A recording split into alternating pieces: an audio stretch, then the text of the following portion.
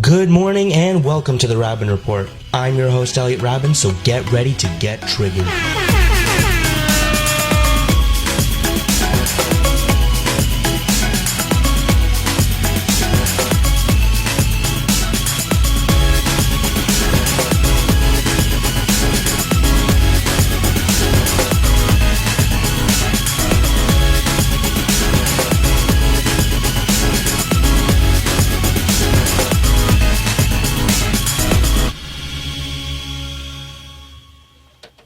Good morning and welcome to the Raben Report. I'm your host, Elliot Raben, and with me is a very small part of my expert panel, just Marshall. How are you, Marshall? I'm fantastic. How are you, Elliot? I am phenomenal. Daniel is away today in Washington, D.C., and for the next 2 weeks on a school trip, and Tamar is sick, unfortunately. So we have got two very special guests with us in studio today. We have Lauren Currie. Hello. Hi, Lauren. How are you? I'm great. How are you? I'm good. Thank you for being here. And we've also got Chris Wallace. Thank you for being here, Chris. My pleasure. Awesome. So before we get to the juicy stuff, how about you guys introduce yourselves? So, Lauren, let's start with you. I am a third-year media production student currently, though I did spend 2 years at another university back in Halifax, where I did study or minored in political science at that time, so I have a little background in that. Yeah. Awesome. And Chris? I'm a fourth-year international business student, and the whole Trump election is what initially got me interested in politics, and it's kind of just grown from there. Awesome. So you both will make very good panelists for today's episode. So let's, as per Spirit Live rules and regulations, all opinions expressed are not those of Ryerson or Ryerson faculty and are only those of the individual commentators. Viewer discretion is advised. So let's start with our weekly update. First story is Huawei. The CFO who was detained by Canadian RCMP is now actually suing the Canadian government. What a turn of events. What are your thoughts? Well, the whole thing is just a complete farce. I mean, China doesn't obey by a rule of law. Their legal system is based on the political whims of the ruling party. We saw that with the Canadian who was jailed there. He appealed his conviction, and now he's being sentenced to death for a drug charge. So, I mean, we can't really take this seriously, at all.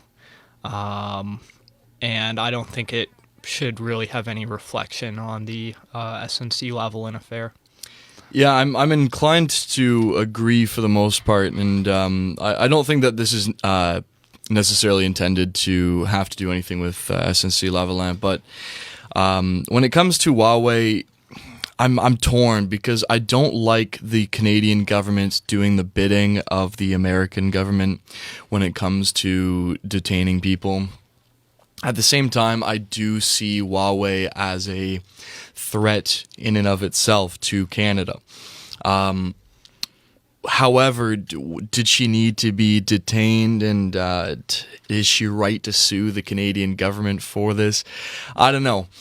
I do think we need to get Huawei out of Canada, and I think that the sketchy doings of Huawei are very much a thing that we need to be concerned about. I don't think this lawsuit will go anywhere personally, but I do think that it just shows how toothless our officials are in protecting our sovereignty from these multinational companies that are doing the bidding of foreign governments that are, don't have our best interests in mind, and very much are working against us and our people. Yeah, I'm not the most educated on the Huawei events, but I do agree that I don't like Canada doing the bidding of the United States in most circumstances. So that I'm not the biggest fan of, and I have issues with the multinational corporations causing this kind of strife, if you will. So anything trying to remove it from the situation, I think would be best for Canada. So. And so, what are your thoughts, everyone, on Canada arresting her in the first place? Should we have done it and listened to the U.S.'s directives, or should we just have not touched the situation? It's still so ambiguous as to why she was arrested, right? If she posed a legitimate threat, if her actions posed a legitimate threat to Canada, and they do insofar as her running Huawei, but as far as what she was specifically arrested for, then yeah, I mean, she should be detained, but she should not be detained at the behest of the American government. I disagree, actually. I think America's a very strategic partner for Canada, and there was very good reason for her arrest with the violation of sanctions against Iran. So, I mean, even with the kind of, interference in the American-Canadian relationship with Donald Trump, I still think they're a very strategic ally. And when there's like a just arrest on the board, it seems like something that we should cooperate on. Very true. It's definitely a sticky situation where you have to, respect your ally, but at the same time, do you really want to get involved into a foreign issue? Because now, she's suing the Canadian government, which doesn't look good on Trudeau, on top of everything else that we're going to discuss in the show. But moving on, let's talk about the Michael Cohen testimony. Now, all three of you have watched this, yes? Mm-hmm. Yeah. Yeah, so I unfortunately didn't get a chance to, but why don't you tell us what your thoughts are? Marshall, I'm going to start with you, because you are more so a Trump supporter than not. Mm-hmm. I don't know how much you support him at this point in time, but let's start with you. Yeah, I mean, when it comes to Trump, as with all politicians, he's just a means to an end, really. He's not somebody who I would throw my full support behind, but if he's doing good, then I appreciate it, and I do tend to like a lot of the things that he has ambitions for. When it comes to the Michael Cohen situation, I do think Michael Cohen's a crook. And how implicated is Trump in this? I don't know. We'll have to see. I'm not going to just rush to Trump's defense here, but at the same time, I don't know how much of this is Michael Cohen trying to save his own ass. How much is Michael Cohen continuing to lie as he has been lying for the last couple of years, and how much is Trump actually to blame for whether there is, collusion or riggings of elections, more or less, And it was an 8-hour testimony, eh? It was a long testimony. And I certainly didn't watch the whole thing. 8 hours is a lot for me, at least. But from what I saw, it's really tough to peg what's really going on here, because all we're going off of is the words of somebody who is demonstrably a liar. And There was a big difference, though, between Cohen's previous lies in defending Trump and his initial testimony to Congress. It was allegedly edited by Trump lawyers, so there's a stark contrast between him defending Trump and there being lies, and to this kind of repetitive attitude he's taken now and coming forth with things, because he has nothing to really benefit from the Congress testimony. It's not going to reduce his time in jail unless he gives prosecutors actionable evidence for them to implicate people. So Yeah, I found it was entertaining, to say the least, at some parts. Though I do want to comment more about the congressmen in it. No offense to Republicans, but they really probably should have collaborated more on their questioning in this one, because a lot of them did not seem prepared, besides, cutouts and stuff that they had brought with them. Mm-hmm.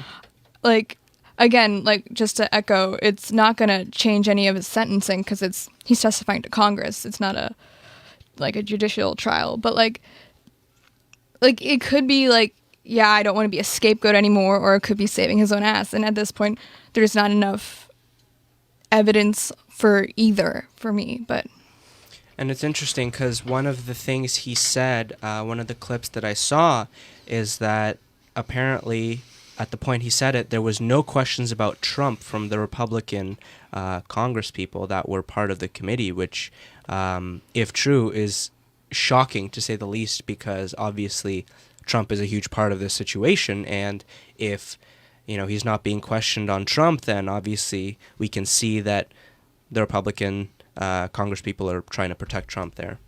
Whereas Cohen was, I guess, as Marshall mentioned, trying to save himself and potentially throw him under the bus, right? So lastly, let's give a quick update on the Venezuelan crisis. We did an episode about it. It aired last week. It was recorded 2 weeks ago. So in that time, a lot has happened. For example, there was the Venezuelan Aid Benefit Concert that was created by Richard Branson, if I'm not mistaken. And it was to raise funds for the Venezuelan people, right? Because they actually they put physical barriers so that food and supplies could not get into the country, right? What else happened in that time?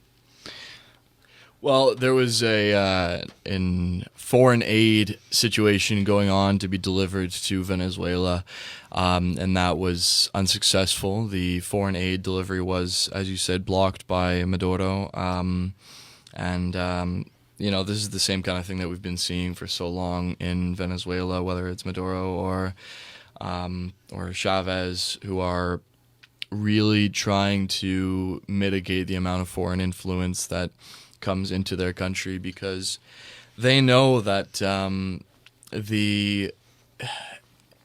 any country that is not an ally of Venezuela looking good in the eyes of the Venezuelan people is not good for the Maduro regime.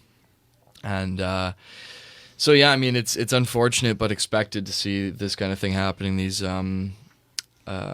hindrances of foreign aid, and I think that that's going to continue to happen until there's some sort of serious, tangible change. Yeah, and Chris, you wanted to add? Well, Guaido was just flying to Caracas today. He's going to land there shortly amid death threats, so I think that's very brave of him. But I do think there's something contradictory in the U.S.'s tone towards Venezuela, and the fact that they're mulling over military intervention when, like, they do nothing for women's rights in Saudi Arabia, which is, like, quite a crisis in and of itself. Yeah, I mean, the whole intervention thing, it's tough because there does seem to be a degree of support among the Venezuelan people for some sort of intervention on whether it's the U.S. or the Lima Committee, whatever it's called. But at the same time, if the U.S. intervenes in Venezuela, does that not set? I can't act like there's not already a what's the word? A precedent for this kind of thing. But does that not say, like, okay, so you intervened here, where else are you going to intervene now? I know that sounds a little silly because the U.S. intervenes everywhere anyway, but I do think that there's now a bit more prejudice, and not prejudice, just a little more Caution, maybe? Caution in where they intervene than there used to be. And as I said last episode, what is the U.S. getting out of intervening in Venezuela? And that's just something to think about, because you don't, obviously they're not intervening on purely just charitable motivation. So you have to think about what is the U.S. getting out of it, and what motivations are there for them, and what will that mean for the future of Venezuela. Yeah, I have my own issues with the United States acting like the world's police. It's one of the things that I really don't agree on in almost most cases. Especially like there is that history with U.S. intervention in, like, don't get me wrong, I do not like Maduro at all. But at the same time, so I'm of very much two minds in regards to Venezuela, because there is that history in multiple cases of U.S. intervention not working out. Like if you look at situations like it's a little apples and oranges, but like the Congo and like other South American dictatorships where they prop up a dictator and it doesn't work out. The U.S. can lose control of that, and they have in the past. So. But this change in dictatorship or rule of president in Venezuela right now, was that directly because of the United States? No, not this one. Yeah. But like it's still backed by the United States. They're not like. It's also backed by most major European powers, too. So, Yeah. I mean, there is a distinction there. Oh, sorry, I was mixed up. Yes, this one is backed by the U.S., yeah. No, but I mean, was it caused by the U.S.? Like Maduro or the most recent? The new one. The new one. Well, was it caused by the U.S.? No. Okay. Guaido's, like, stepped up on his own. Okay. Yeah, but he still like supported. He has U.S. support behind him. Where Because there's still a lot of Democrats actually in the U.S. government that support Maduro as leader. Well, I don't think that there's necessarily support for Maduro. I think that there's support for sovereignty, more so. Yeah, that's Which is where I come from. As much as like I hate to say it, because I really do hate Maduro. It's like the sovereignty thing is big for me. Does any country have the right to just step into another country and make those kinds of changes? I would say no. And we have a couple comments on this from Sam, who says, Venezuela has one of the largest oil resources in the southern hemisphere. Every single government action has to be seen through that lens. Of course, I agree with that. He also says one state intervening in another is fine with me, but in the U.S. it doesn't ever seem to benefit the American people. And Well, I feel like the U.S. would intervene only if it benefits them. The U.S. is a pretty selfish state in my what I view. think Sam is getting at, and this is hard because Sam's American. Oh, I didn't know that. I'm not, so I don't particularly care about what's good for the U.S. But when the U.S. intervenes in other countries, it's often very good for the U.S. government, but not so good for the American people.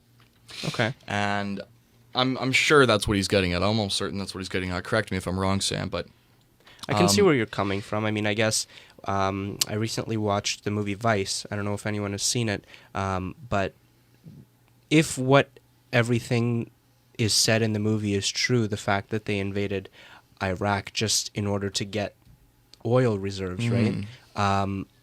That actually proves a point that I guess Sam was making. It didn't really benefit the American people. It was just the government that wanted control, right?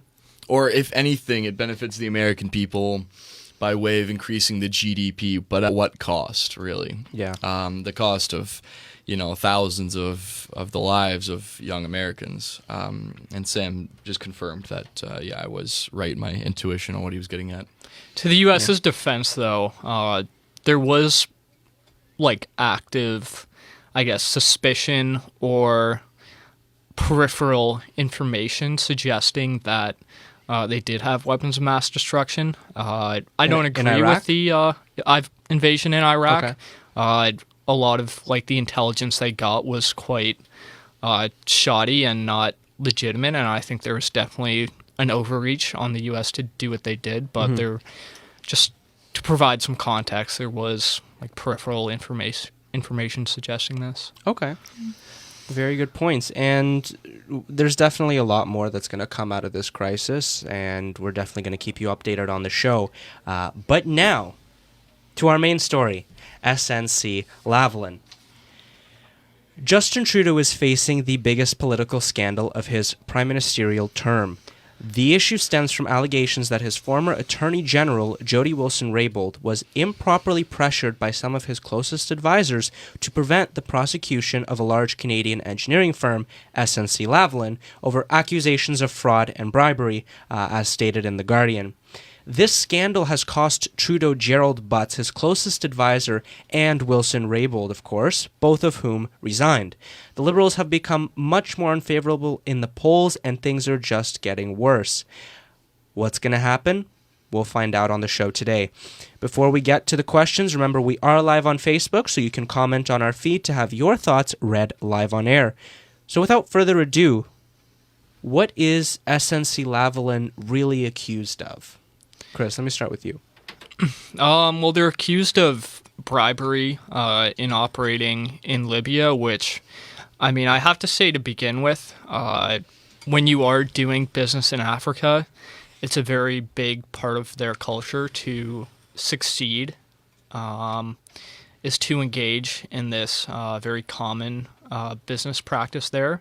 Not that I agree with it or say that that's the route of action they should have taken, but it's a big part of doing business there. So that's where the charges stem from. And one of the big consequences they face is being banned from Canadian government contracts for 10 years as a result. And if I'm not mistaken, the money exchanged hands with the goal of government contracts in Libya for SNC-Lavalin, correct? Yeah. Yeah. And in addition, some more context is the Liberal government pushed through, and I hate to call it this because this is a very American term, but I don't know another term for it, but an omnibus bill, which included a provision that allowed big companies like SNC-Lavalin to defer criminal court processions to more civil court processions. Yeah, by just paying a fine, right? Well, not necessarily just a fine, but that is one thing that could happen, yeah. And so what happened with this situation is allegedly Trudeau or important figures within the PMO wanted Jody Wilson-Raybould to defer the criminal prosecution in favor of a civil court procession. And what has, Jody Wilson-Raybould's take been on the situation? How she has said that she was under an immense pressure, right, from the PMO, whereas Trudeau says that didn't happen. What's her situation? What's she feeling? She testified, right? Mm-hmm. Well, she's been rather vague due to solicitor-client privilege because, of course, she is the lawyer for the government, so there is a confidentiality that goes on there. And she's had to be vague, so we don't know all the details exactly, but she has made it clear that she feels she was under a lot of pressure and that there was vague threats of career problems for Wilson-Raybould if she were to not take care of SNC-Lavalin, and that she had things like Gerald Butts accusing her of doubting the integrity of the Prime Minister, and that she felt that her career was in jeopardy if she didn't go along with this alleged plan to save SNC-Lavalin. And Chris, you have a completely different take on Jody Wilson-Raybould's position and Trudeau's response. What's your take? Well, I think first it's important to note, as a bunch of Liberal MPs stated the other day, that Raybould was new to lobbying and the effects of lobbying, and so I think there's a possibility that might come across like as more interference than it should be perceived. So I think that's the first important thing to take note of. The second is she was quite staunch in her disagreement with a deferred prosecution agreement, which it doesn't not punish the SNC-Lavalin. It punishes the people who made those decisions in SNC-Lavalin because they have to resign from the company. So what it's really designed to do is help people working for SNC-Lavalin, 9,000 Canadians, and its shareholders. And we've had a couple viewer comments that point out some interesting things. Sam says, The issue is judicial interference, which I agree with. And he adds to that, you can't lobby a person in a judicial position. Kevin says, bottom line is that polls show 70% of Liberal supporters do not care and probably can't be made to care. And I think he brings up a really good point there. And I was going to mention, how big a deal is this really? Because if, what Kevin is saying is true, the fact that 70% of the liberal supporters don't care and don't find this an issue, what's going to happen is this just going to be slid under the rug? Because it's funny. Last year at around this exact same time, we were doing an episode on Trudeau's trip to India, which was another scandal that rocked him, and everybody just, not a big deal anymore. So is the same thing going to happen here? How big a deal is this really?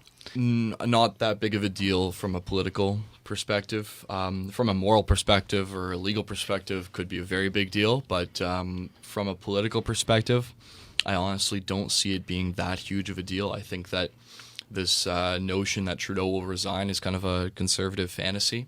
And to be honest, I would like it if he resigned, but I just the NDP's actually joined him on that, right? Have they? Well, some of them. I'm pretty sure Jagmeet Singh. They said it should be investigated. They didn't say he should Yeah. resign. Jagmeet had said that Scheer was hasty to call for resignation, which I'm actually inclined to agree with. I think that he's kind of throwing out his... That's his whole mantra, really. Yeah. That's all Scheer can do. He just says the PMO has to resign, Trudeau has to resign. This is a problem. He's taking a hasty approach, which I think is a mistake. I think Jagmeet Singh's response was probably more prudent. But no, I don't think Trudeau's going to resign. And I don't know. You see a lot of people. I'm seeing a lot of NDP folks I know, a lot of new Democrats I know saying, great, Trudeau just handed the election to the Conservatives.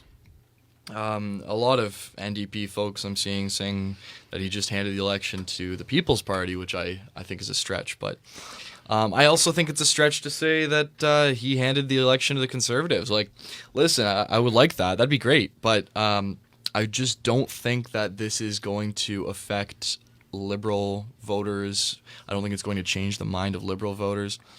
I think that undecided voters might be swung. But how many undecided voters are there? How many people switch parties they vote for? Like, I'm sure there's a somewhat significant number of people, but is it significant enough to change the results of the 2019 election? Well, it's quite interesting because last night I even saw, from CTV News, a poll that 1 in 5 Canadians will base their voting choice on this issue. Mm-hmm. And again, that's just a report.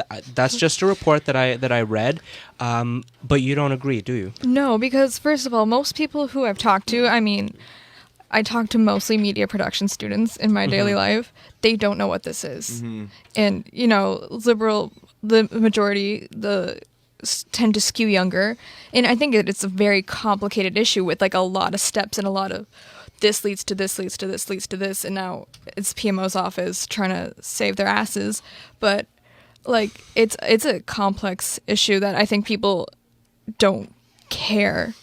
They're like it's something with a business, and it's so like many layers to it that to get through what it is for like the average person, I don't think it matters to them. I think it's speaking to more the people who want to hear these things. It's like, yeah, okay, it's going to sway my vote. It's actually funny you say that, though, just because I wanted to bring up our poll, which we had posted last night. Are you going to bring it up? Or? Yeah, I'll bring it up. Out of the 47 people that voted, 28 said they were very informed, and 19 said they've heard about it. So 60-40%, which is interesting in contrast to what you just said, that, I would agree with you in the sense that talking to media production students and people who are, it's funny that they don't know more about it considering we're all going into media. Yeah. But it depends on your social circle, what people know about it. Yeah. So, for example, people in politics and governance, Marshall, I'm sure that's all they're talking about, right? Yeah, I'd say so. Whether the Liberal supporters care or not about the issue, they're talking about it, right? But you still. Well, I mean, this is also a political show where people are. Yes. Yeah. So that's the audience, but I don't know. there's definitely a lot to take in with this, and I feel that there's, for me, especially in regards to Jody's position, there's a lot of he said, she said. There's a lot of lacking like hard evidence. It's mostly just hearsay and things like that. An important question that I would want to ask too is, after she alleges this improper interference, she stayed on as Attorney General for a month. Mm-hmm. So, I mean, if this is really based on improper interference, why did she stay as Attorney General for a month? And then when she was moved out of her position, did she raise this as a concern? And she's even going to be running. She said that she's going to be running in the fall as a Liberal. So is there really any tension between her and Trudeau, or was this all a ploy? Because, what's happening there? I would imagine that there is tension, of course. I guess my speculation on that would be why she stayed on for so long is she didn't feel, again, just total speculation, maybe she didn't feel that she could actually have an effect, like that her coming out would not matter, and she didn't want to rock the boat and risk jeopardizing her career. That's the thing that immediately comes to mind is making the most sense for that. But you're right, it is something worth thinking about, because you'd think that somebody who is very uncomfortable with their position would leave their position. But what I am seeing a lot of is liberals, like liberal politicians who are not going to be running again for 2019, and I think that's really interesting, and that's going to be very telling. And is that as a result of this whole scandal? We don't know. Okay. Just the other day, Selena Cesar-Chavanez, who is the MP for my hometown, Whitby, she said, I'm not running in 2019, just released a big letter, said, thanks everybody, but I'm done. And she was very supportive of Jody Wilson-Raybould, and I saw her tweeting many things that never directly mentioned Miss Wilson-Raybould, but did certainly allude to her support for Jody Wilson-Raybould, and I think that we might see some more of that. I think that, among other things, there is going to be some degree of dissent within the caucus on the basis of this, and that's what's going to really matter, more so than whether the voters care. Because I think when the caucus is dissenting, I think that really paints a picture for the voter. And there was actually a meme or a picture that went around that and I'm going to send this to you, Lauren, what you think about it. It basically said, because Trudeau once said, "Believe all women," right? So the picture said, "Believe all women except Jody Wilson-Raybould." The parallels to that really are interesting. And we've got a couple comments that I just want to read out, and they're all from Kevin, who says, "All it does is potentially galvanize the right and cause a more divisive election. Sheer dropping illegal was a bad move, in my opinion, because if it's not actually illegal, I think it hurts Scheer more." I agree. I was thinking that during the press conference, for sure. And he said, Liberal MP Ruby Sahota said, "Why did you not resign or pick up the phone and have that really serious conversation with the Prime Minister?" To which Wilson-Raybould responded, "I felt no compulsion to resign because I was doing my job as the Attorney General," which is a good point. So it really seems like it was more of her disagreeing with the decision for like a DPA than really interference, in my opinion. And I think Arif Irani the other day, Deputy Secretary to the Attorney General, he laid out a very compelling case for why a DPA is the right course of action. So, I mean, I think it's more of a policy difference, and I think you'll see more of a compelling case for a DPA made public in the coming days. Okay, and do we see Jody Wilson-Raybould coming out and making another testimony of some sort, or making another speech? It depends, because it's just, let's just say that she runs again as a Liberal, and she gets elected, and Justin Trudeau is still party leader. She's probably never going to get a cabinet position, is she? Probably She's not at already, this point. she's already caused. Well, I just don't the whole know. I mean, issue has Does it caused look prob- really bad on Trudeau to not give her a cabinet position, or does it look justified? I don't know. It depends how this all turns out. And will we hear more from her? I don't think so. I think she said all she can say within the bounds of solicitor-client privilege, and unless Trudeau chooses to waive that privilege, which, I mean, could. if his hands are clean, then I think he, why wouldn't he? That just looks bad on him. But I do suppose that there are other things that, while maybe not illegal or immoral, are not, good to be in the public eye, that he might want to keep secret, which is fair. But I do think that if his hands are clean in all this, Trudeau really should waive that privilege and allow Ms. Wilson-Raybould to get it all out there. Yeah, I mean, Trudeau has such a tight, inner circle, too. And It just got smaller with Jared Butts leaving. yeah, though, so yeah, but I think with any I don't want to say it's a betrayal, but it's definitely an interesting situation to see where he would fall in that, because because Jody has her own kind of circle of loyalty, it seems, within the Liberal Party right now, people who are backing her, and then there's Trudeau circle, and people want to be closer to the top, so it should be very interesting to see how that works out. do you think she ever wants to get to the top?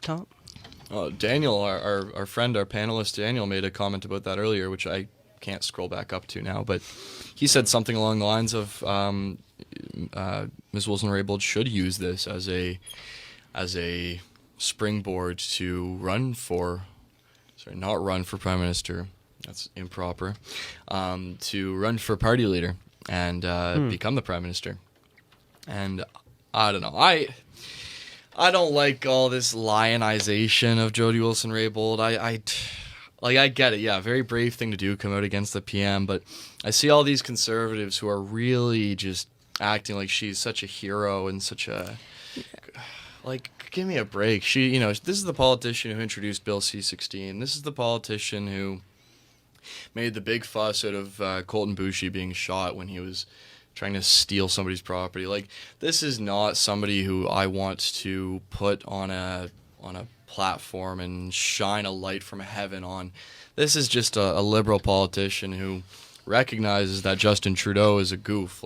Come on, that's the bare minimum. And I'd really like to see the Conservatives stop doing that. And I don't just mean conservative politicians, but conservatives in general. Yeah.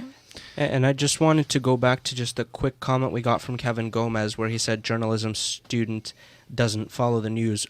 We're not journalism students. We are media production students, so we produce content in terms of fiction, in terms of radio, television, film. So the actual production, not so much reporting on real news. Yeah. Just a clarification if you were trying to call us out.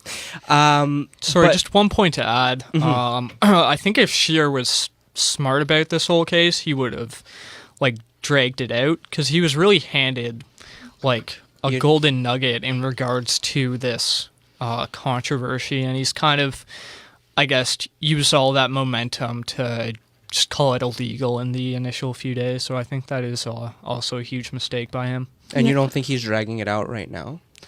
You think there's more to go? You think there's a lot more he could, Well, just in about? terms of the way he's handling it, I guess he's ruining all his credibility to make it more of a pressing issue moving forward. Yeah, I think he jumped the gun playing to a very specific part of his base that wanted to hear those words.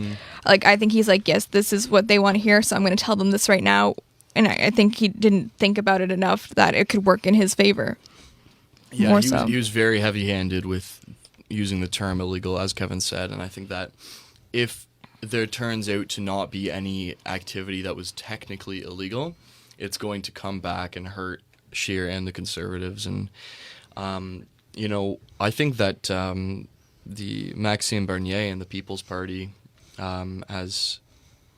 could really take this as an opportunity to give themselves some more visibility. And I don't know if I can say that Bernier hasn't, but at the same time, I feel like he could do so much more. He does have a big platform, and I don't think he's been active enough on this, but at the same time, maybe he's just playing it smart, trying to play it slow. And the question is, though, we mentioned it earlier, whether this scandal has cost Trudeau his election. But at the same time, you look back at the situation with the Conservatives and Maxime Bernier's, People's Party. There's a rift and an issue there already in terms of Conservative loyalty. And then again, you factor in the fact that 70% of Liberal supporters don't care about this issue, so they're not necessarily going to switch to the Conservative Party. So do we see Trudeau winning in 2019? Well, I think the more concerning part here is not Liberals going to the Conservatives, but Liberals going to the NDP. In past polls, if the NDP get above, I think it's 15%, the Liberals usually aren't the party in power. So I see the divide and vote more going that way, especially with how Jagmeet Singh has kind of played his hands in regards to all this, than really liberal conservative. But I mean, I hope this kind of dies down a bit, because I very much agree with Trudeau's vision for the country, but we'll have to see. I'm so sorry, but I really have to run to the washroom. I'll be really quick. Okay. Yeah. But in regards to the Conservative Party and the fact that there's so many issues with them and the Liberals, do you see this? Do you see the NDP, gaining some ground and potentially becoming official opposition? No. They're not doing well enough in the polls to really provide a credible threat. They're still under 20, while the Conservatives and Liberals are generally in the mid to upper 30s. And it's getting more neck and neck. Between the Liberals and Conservatives? Yeah. With this controversy, but this galvanizing the NDP by Liberal supporters going there, I think that's the much more credible threat. Mm-hmm. And that could kind of propel the Conservatives a bit in turn. And Lauren, what are your thoughts? I mean, the whole reason that this is happening in the first place is because of Quebec, right? So the Liberals are doing this to keep their kind of hold on Quebec, which is understandable. People want to stay in their positions. So by them doing this, making sure SNC-Lavalin isn't submitted to criminal charges, SNC-Lavalin still has those 9,000 jobs for the people of Quebec, which in turn looks good for the Liberals in Quebec. So as long as they still have that hold, I don't think they've handed over the election yet. I think there's a lot more time to see what will happen. But as of right now, I don't think anything has been handed to one party or the other. This wasn't a partisan thing where the Liberals were just kind of, breaking the law in order to keep Quebec. I mean, it's a very rational argument that for a DPA and for protecting these jobs and not having SNC move its headquarters out of Canada. I mean, that's the whole point of the DPA, is to not harm the country for SNC's decisions, but to harm the people who made those decisions. Yeah, I mean, it looks good for the people of Quebec because, people want their jobs and, the Liberals want Quebec. So it's a trade-off, and that's kind of, it appears at the very basic level, is why this is all happening. And, what's the future then of SNC-Lavalin? You mentioned before the show that those government jobs or those government contracts, how much are they worth? It's I could be wrong, so don't quote me, but I think it's $143 million. That sounds about right. Yeah. So that's a lot, and that's a lot of money for SNC-Lavalin and for their jobs and their pensioners and the pensioners' families. So it's a big deal. And with criminal charges, they wouldn't get any of that for 10 years, right? So that's what was at stake for SNC-Lavalin, despite whatever shady activity they have been participating in. And do you believe that there will be, an indictment, or they're going to be severely punished? What's really going to happen to SNC-Lavalin? Well, the trials against their executives, both charges were dropped. So, does it really make sense that the prosecution is going after the company when they can't even prosecute the executives making those decisions?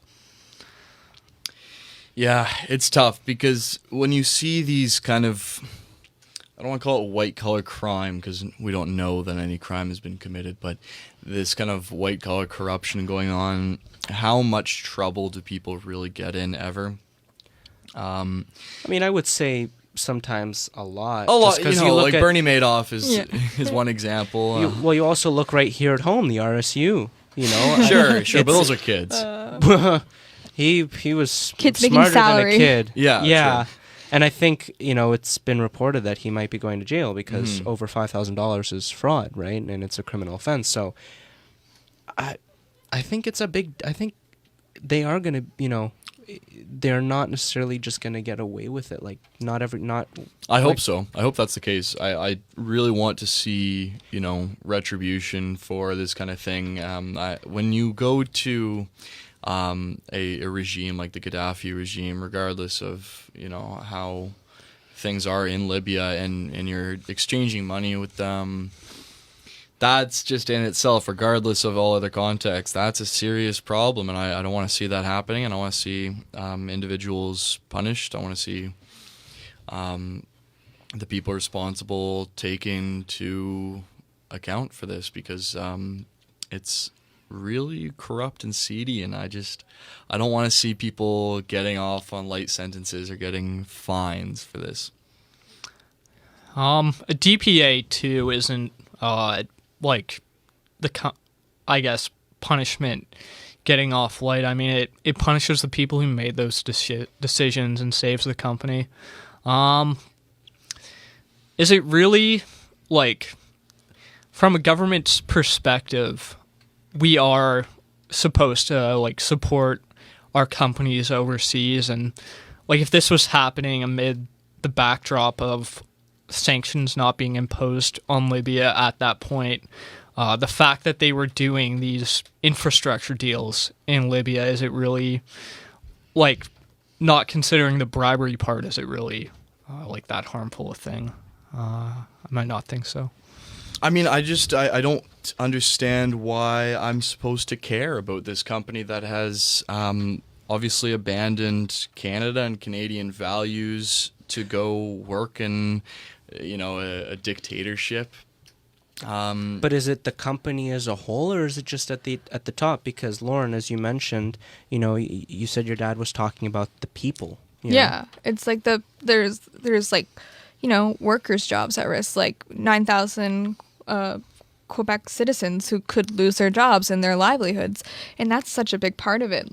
You have to think about it on the lowest, not the lowest, but the baseline people level, and how it's the frontline workers essentially. Yeah, yes, the company right now seems incredibly shady in their dealings, but they also had issues not just in Libya, but also I believe Bangladesh and some other places as well.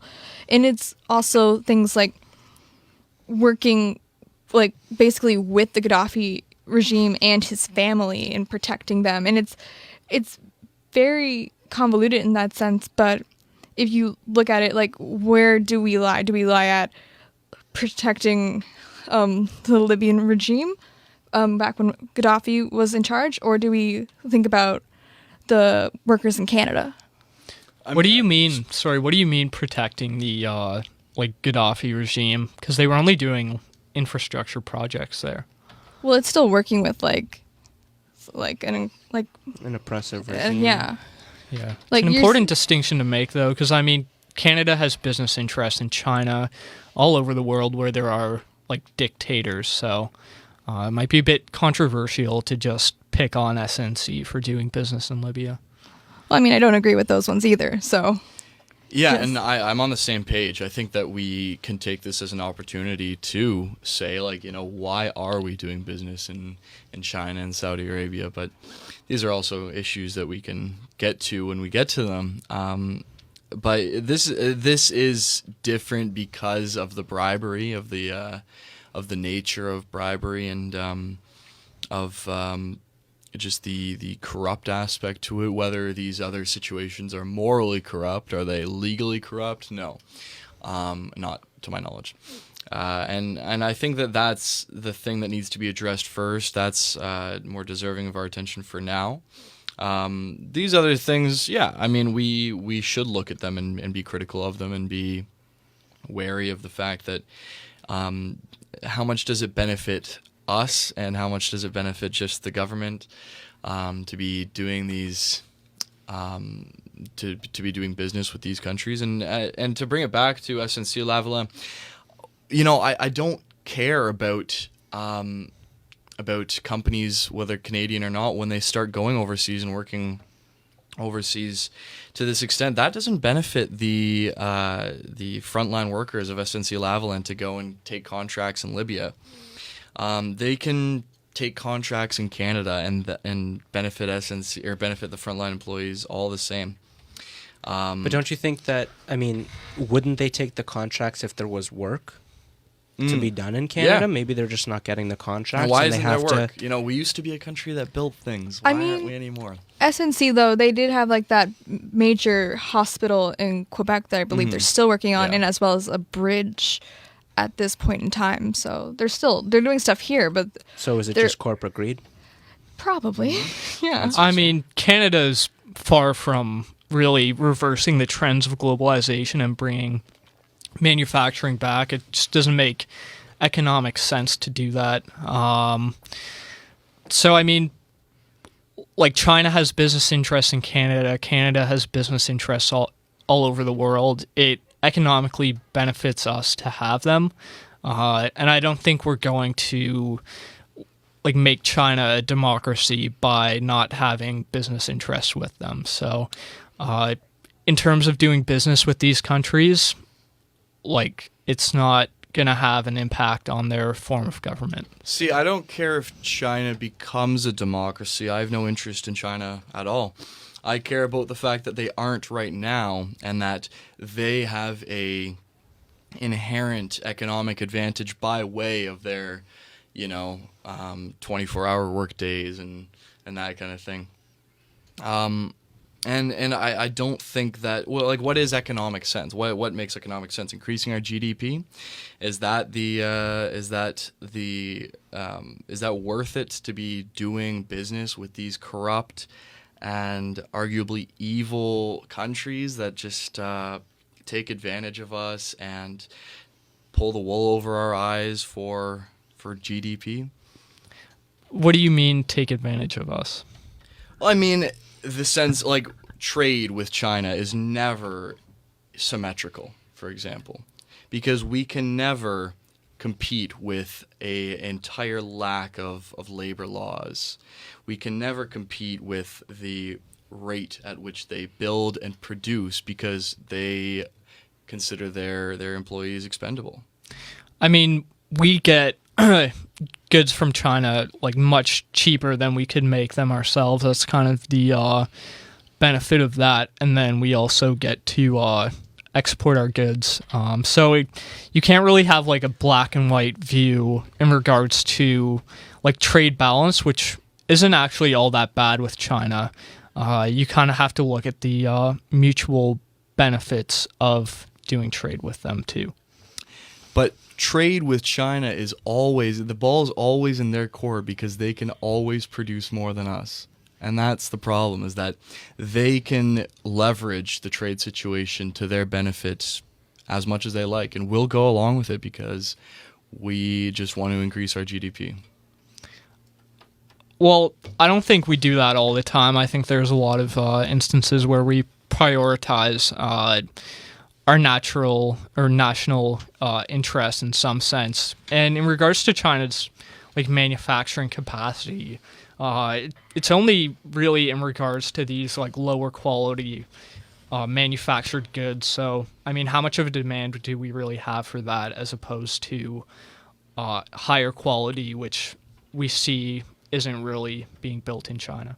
But that's what we get from China, right? Like how much do you see in a store that it says made from China on it? Everything, right? Or Bangladesh. And I think that's the problem. And I know we're getting off topic here and we'll want to get back to topic, but I just think that we not only need to make things here, but we also need to not be empowering these regimes, these oppressive regimes. So you think that Canada shouldn't be having any business with China or with or in it was Egypt, right? I said Bangladesh, no, Libya, but sorry, Libya. Bangladesh isn't so much a problem as China is because of the position that China's in to become a superpower that Bangladesh does not have. No business with China. I don't know. Like, I am a big autarky supporter. I would like to see everything being made here, but that's more of an ideal than a practical thing I would pursue. Because I know it's somewhat unrealistic. But, I would really like to just see us make more things here. And the thing is, realistically, Canada again is in a very sticky situation with the issues with Huawei, right? That already affects Chinese relations, with the issues with SNC-Lavalin, which is affecting the issues with Libya and Quebec specifically, which is a stronghold for Justin Trudeau. So finally, what is next? With just under 5 minutes left, what's next for this whole scandal with SNC-Lavalin and Justin Trudeau and Jody Wilson-Raybould? I think there's so many variables, it's really hard to say, because is Trudeau going to waive his client solicitor privilege? Probably not. But if he does, that could be really big in cleaning up his image after all this. Or it could be the final nail in the coffin. I don't know. But as it stands, if no more comes out of this, I do, and I hate to say it, but I do think that the Trudeau government will survive another election. So you think Justin Trudeau will become Prime Minister this term? I think it's likely, yes. 2019. But do you think that he's going to lose a lot of seats? Or is it going to remain the same? No. Is he going to lose seats? He'll lose seats, surely, but I don't think that... I don't really see his government being as strong as it was, but I don't think that there's going to be any change in government necessarily. Yeah, he's still going to have his strongholds that he has. Like, I don't think Atlantic Canada, from just growing up there, I don't think that's gonna suddenly swing conservative. Like, I do think if anything is gonna happen, there's gonna have to be some other shoe to drop if there's gonna be some big change. But at this point, it doesn't look that way. So, I mean, Quebec loves the decision that he made. I mean, they completely agree that because a majority, I think 5,000 of the jobs are located in Quebec, so they definitely agree with a deferred prosecution agreement. But just in regards to next steps, a bunch of Trudeau's cabinet members are slated to speak in front of the House and Commons on Wednesday. So we should have some good updates just in regards to different perspectives on this whole affair from that. Yeah, it's definitely going to be a very interesting election because even, with the whole pipeline situation, right? You have Alberta that's not too pleased with him, right? On top of this, on top of Huawei, it's a melting pot of scandals. And again, as mentioned, last time this year we were talking about his trip to India, and